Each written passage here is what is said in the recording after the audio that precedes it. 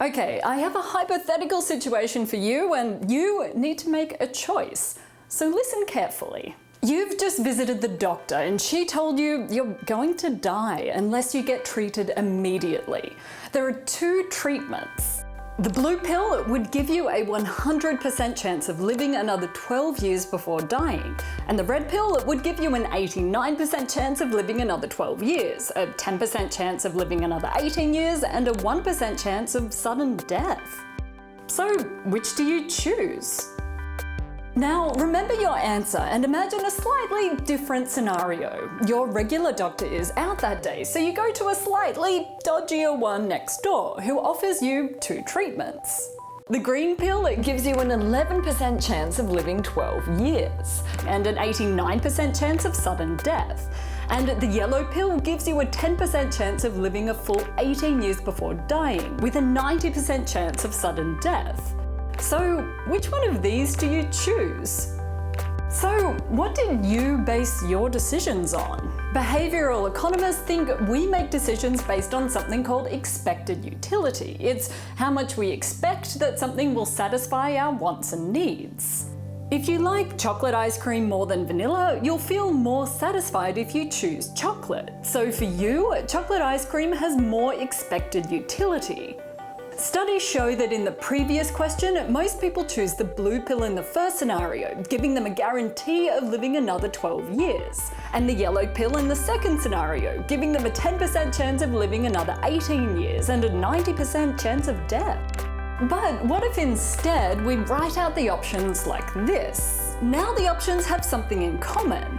In the first scenario, in both cases you have an 89% chance of living 12 years. So if we remove that, your decision shouldn't change, right? Kind of like how removing a cherry from both ice creams won't change your favorite flavor.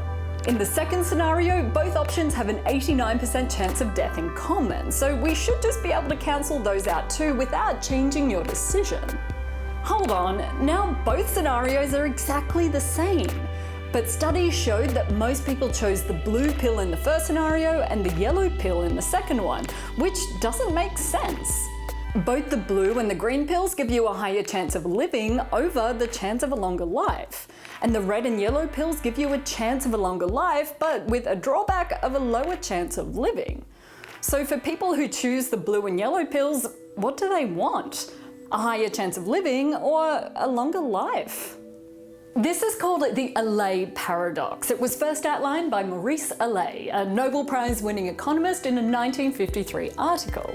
The paradox undermines the theory of expected utility because it shows that we don't always make decisions that align with our wants and needs. We tend to make decisions based on how much we think we have to gain or lose right now, rather than on the final outcome.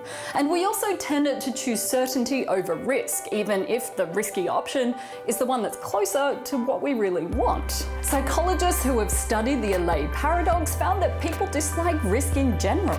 When questions are framed in terms of gains or losses, people are far more likely to consider the losses first and try and minimize them.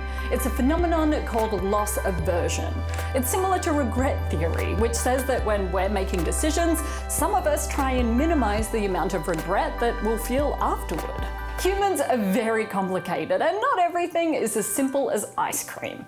So what did you decide? Pronouncenames.com. Allais. Allais. Allais.